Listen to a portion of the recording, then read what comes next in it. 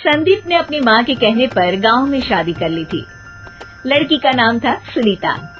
माँ का कहना था एकदम मॉडर्न बहू नहीं होनी चाहिए, लेकिन उन्हें नहीं पता था कि गांव से आने वाली बहू सुंदर सुशील तो होगी और उसको गांव से बाहर भी निकाल लाएंगे, लेकिन उसके अंदर का गांव कैसे बाहर निकलेगा। शादी के कुछ दिन बाद, माँ टिफिन तो देना जरा। बेटा अब तो स्कूल नहीं ऑफिस जाता है, माँ से नहीं अपनी बीवी से टिफिन मांगा कर। ओके माँ। सुनीता टिफिन ले आओ। एक किलो टिफिन, इसके अंदर पिस्ता डाल दिया है। पिस्ता? पिस्ता क्यों? सास जी ने बोला था ना कि आपको पिस्ता बहुत पसंद है। ओहो, मैंने पिस्ता नहीं पास्ता बोला था, पास्ता। पास्ता? कहीं होता है पास्ता? अरे बेटी तू रहने दे, मैं बना दूंगी। अच्छा किया कि पाव भाजी बनाने का नहीं बोला, वरना किसी के पाव बना देती है। सुनीता को बुरा लगता है, लेकिन उसकी नादान हरकतें कम नहीं होती। ऐसे ही एक दिन, अरे तुमने ये क्या लगाया है? अरे आप वो फूस फूस करके लगाते हैं ना, वही। डियो? का दियो? किसको दियो? अरे वही ना जिससे खुशबू आती है। हाँ हाँ सही पकड़े हैं। अच्छा लेकर तो आना। कौन सा डियो लगाया तुमने? अभी लेकर आते हैं जी। संदीप की बात मानकर सुनीता अंदर से खुशबू वाला फुसफुस लेकर आती है। OMG! OMG मतलब ओ माय गणेश ना। अरे OMG छोड़ो, और ये खुशबू वाला फुसफुस की बात कर रही थी तुम? हाँ इसी की, फिर से सही पकड़े हैं।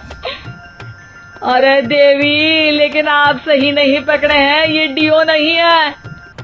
डियो नहीं है तो क्या लियो है? अरे ये रूम फ्रेशनर है, जिसको कमरे में छिड़कते हैं, खुद पर नहीं। कोई बात नहीं, माँ कहती थी आत्मा किराएदार है, शरीर एक किराए का कर्म। हम शरीर पे ये डाल लिए तो क्या फर्क पड़ जाएगा। अरे बहू, ओ बहू, मेरे लिए फल तो ले आ, फिर मैं बाजार जाऊंगी। सुनीता अपनी सास के लिए फल लेकर आती है। अरे बेटा, पपीता, तरबूज और सेब फल ऐसे कैसे खा लूं? काट कर तो ले आ।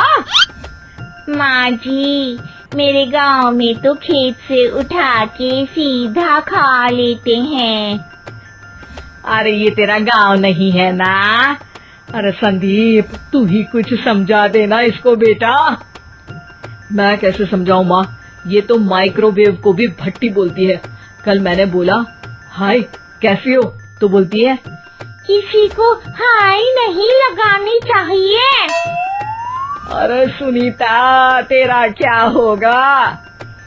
अभी तो कैसे बताऊं माँ जी, अभी हम कुछ करेंगे फिर पता चलेगा क्या होगा, लड़का या लड़की। हे भगवान, कहाँ से आ गई है? रामपुर से जी, आप ही तो लेकर आए थे मुझे। अरे मुझे माफ कर दो। पहले कोई गलती तो करिए जी, आपकी तो सारी गलती माफ कर देंगे हम। हाँ अरे बहू, मेरी बात सुन। फल यानी कि फ्रूट जब भी लाए ना तो काट कर लाना, ठीक है? जी ठीक है माँ जी, फल यानी फ्रूट यानी काट के लाऊंगी। सुनीता रोज ही कोई ऐसी हरकत कर देती जिसकी वजह से उसे घर में दो बातें सुननी पड़ती। एक दिन, माँ, मेरे बॉस घर पर आने वाले हैं शाम को। उनका बर्थडे है, फैमिली साथ नहीं रहती उनके, तो यही पार्टी कर लेंगे। उनको अच्छा लगा तो शायद मेरा प्रमोशन भी हो जाएगा। मैं ना फ्रूट केक लाकर फ्रिज में रख दूंगी और तेरे साथ आज खाना मैं बनाऊंगी, ताकि जब साहब आए तो खाने में कोई गड़बड़ ना हो।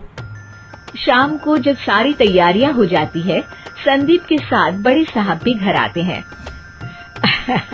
आप फ्रूट केक तो ले आना बहू, फिर खाना खाएंगे।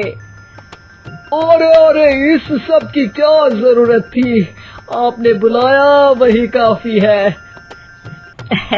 सर, आपका परिवार शहर में नहीं है तो हम ही आपके परिवार जैसे हैं सर। इतने में ही सुनीता फ्रूट केक लेकर आती है और बड़े साहब की टेबल पर रख देती है, और जैसे ही केक के ऊपर का बॉक्स हटाती है, ओह, ये क्या है? केक तो कटा हुआ है, मैं तो ऐसा नहीं लाई थी। आप मुझे शाबाशी दे सकती है माँ जी, मैंने ही केक काट दिया। आपने कहा था ना, फल यानी फ्रूट यानी हमेशा काट के लाना। तो फ्रूट केक भी तो फ्रूट ही है ना, तो मैंने पहले ही काट लिया। हूँ ना मैं समझदार। अरे बहू, ये क्या किया? केक हमेशा वही काटता है जिसका जन्मदिन होता है। तुझे एक बात भी समझ नहीं आती, एक नंबर की बेवकूफ है। पूरा माहौल बिगड़ चुका था।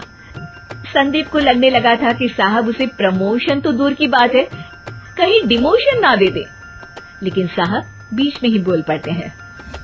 अरे कोई बात नहीं, ये इनकी बेवकूफी नहीं है, इनका भोलापन है। बेटा आप कहाँ से हो? रामपुर गांव से। अरे वाह, गांव से? फिर तो आपके गांव में ताजे फल और सब्जियां मिलते होंगे। हाँ, सही पकड़े हैं। हम तो काटते भी नहीं, सीधा खा लेते हैं। मैं ना एक बार तुम्हारे गांव घूमने जरूर चलूंगा। क्यों संदीप, ले चलोगे ना? मुझे गांव घूमना बहुत पसंद है। बस फिर क्या था, संदीप और सास दोनों खुश हो गए, क्योंकि साहब को सुनीता ने गांव की बात करके खुश कर दिया था। अब संदीप का प्रमोशन पक्का था।